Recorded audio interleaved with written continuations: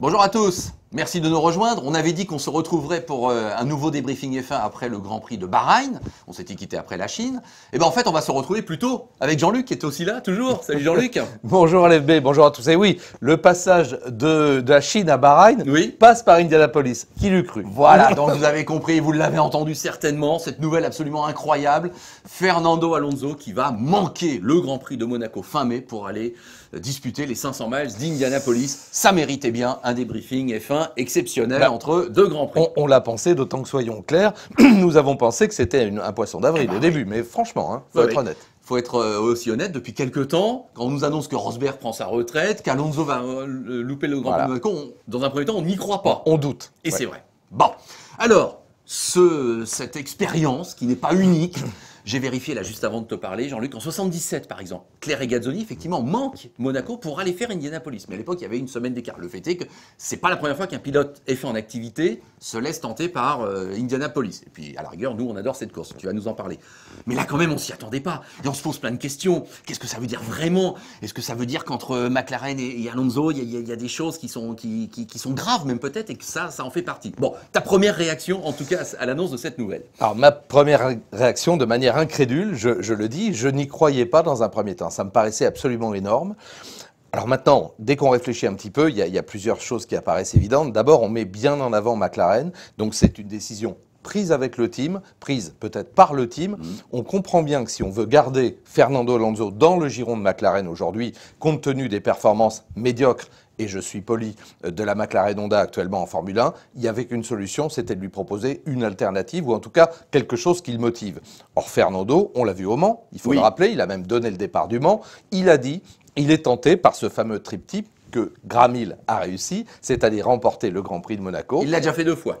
Remporter les 500 miles d'Indianapolis, nous y sommes, et remporter les 24 heures du Mans. Fernando a toujours dit, un jour, je serai au Mans. Donc là, on est dans la deuxième page du challenge qui le motive à outrance. Et comment expliquer autrement, pour un pilote, le fait de rater le Grand Prix le plus médiatique, le Grand Prix de l'année, on va dire le Grand Prix de Monaco, et pour que, de surcroît, McLaren accepte que ce soit le cas, que Zak Brown, pour être précis, accepte que ce soit le cas. Donc la seule chose, la seule possibilité, c'est d'essayer de garder Fernando Alonso dans le giron de McLaren à travers cet engagement qui est, soyons clairs, un engagement de Michael Andretti. Parce que là, on nous dit que c'est McLaren. Bon, McLaren peut-être co-finance, enfin je n'en sais rien, on ne va pas rentrer dans le détail. Même si la monoplace sera orange, c'est pas une McLaren qui va rouler là-bas, on le sait bien. De toute façon, c'est châssis unique en IndyCar, Dallara, effectivement. Voilà. Il y aura une structure Andretti, on peut penser peut-être un ou deux ingénieurs feront le voyage, histoire qu'il y ait une sorte de petite présence.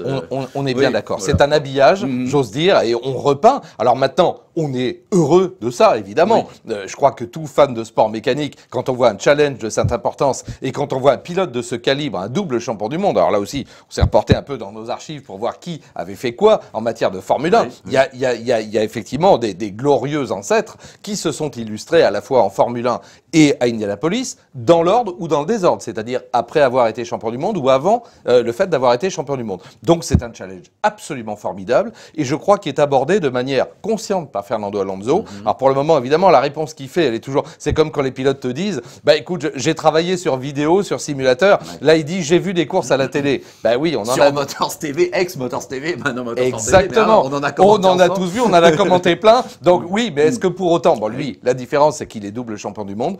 Et je crois qu'il va arriver avec humilité, parce que rouler effectivement à près de 400 km/h dans des paquets, un paquet de 33 monoplaces avec les turbulences, ben je crois que, et je croise les doigts et je le dirai, c'est la seule fois, qu'il ne nous fasse pas une Nelson Piquet, qui était arrivé là-bas en disant, je vous le caricature, les pilotes américains c'est tous des nazes, moi je suis triple champion du monde, je vais vous montrer ce que c'est. Bon, ben il n'a même pas pris le départ de la course, donc voilà, je crois qu'il faut beaucoup d'humilité. Nigel Mansell avait démontré juste après son titre de champion du monde que c'était possible de le faire. Il n'avait pas terminé malheureusement, mais il s'était très bien je me souviens très bien, on y croyait éventuellement, etc. Moi je me souviens de Montoya, qui pour sa première participation à Indianapolis, tu sais, c'était à l'époque de la scission aux États-Unis, avait effectivement gagné sans coup férir.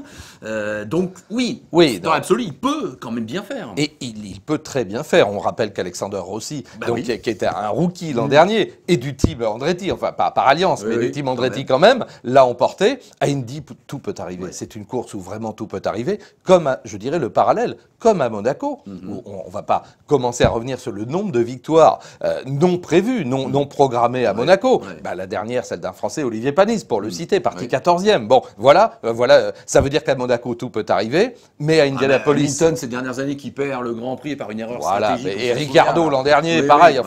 Tout peut arriver à Monaco, tout peut arriver à Indianapolis. C'est très long. Indianapolis, c'est pareil. 500 miles, c'est plus de 800 km. C'est presque une course d'endurance, mais menée à 320, 330 de moyenne. C'est ça qui est fabuleux, c'est qu'effectivement, les vitesses autour sont sidérantes. Et là, je crois que s'il y a un seul aspect, mais on peut faire confiance à Fernando, à appréhender, c'est celui-là. Il va avoir le rookie test, il va avoir toutes les séances pour se mettre dans... Alors, le seul truc, c'est qu'il est pris par le calendrier. On a dit, il sera à Barcelone jusqu'au 14 mai. Il était un peu obligé, là, quand même, chez lui. Et il s'envole tout de suite. Et il s'envole tout de suite. Et il a une semaine avant la qualif, qui a lieu elle-même une semaine avant la grande course d'Indianapolis. Et heureusement pour lui que maintenant, tout ce mois est réduit. Et comme on le sait, le programme est condensé. Parce qu'avant, Indy, ça commençait un mois avant. Oui, c'est ça. Bon, alors là, ok, on a je dirais le contexte global et l'intensité, la valeur du défi qui l'attend. Maintenant, ça pose quand même des questions, Jean-Luc. Je veux dire, est-ce que c'est quand même pas un message dans la Formule 1, ce serait bien passé, qu'un de ces pilotes emblématiques disent que ce jour-là, il y a quelque chose de plus important que le Grand Prix de Monaco et que la Formule 1?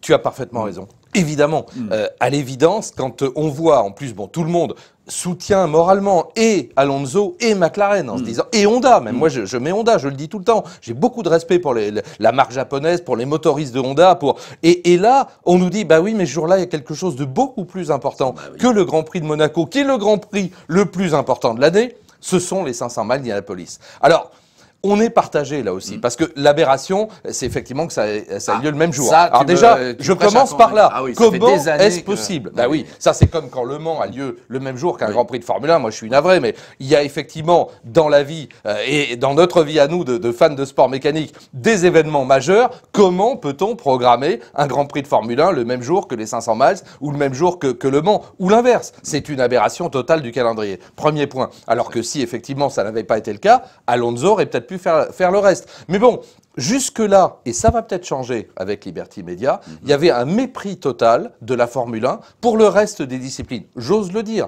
Et ça, c'était honteux. C'est-à-dire que le calendrier était fait en dépit du bon sens. On se moquait du Mans, on se moquait des 500 miles d'Indianapolis. Espérons qu'aujourd'hui, j'ai pas dit que ça allait être le cas, avec un propriétaire américain, Liberty Media, qui a conscience effectivement de l'importance des 500 miles et du Mans, espérons qu'on va arriver à harmoniser ces choses-là pour avoir effectivement, j'allais dire, un mois de mai, un mois de juin extraordinaire. Oui, voilà. oui. Alors, deuxième question que je voulais te poser. Alonso publiquement dit, du temps de Ron Dennis, il ne m'aurait pas autorisé. Et de fait, il induit lui-même qu'il y a une différence maintenant d'appréciation. Et effectivement, on n'imagine pas Ron Dennis lui donner cette autorisation qui semble quand même un petit peu incroyable.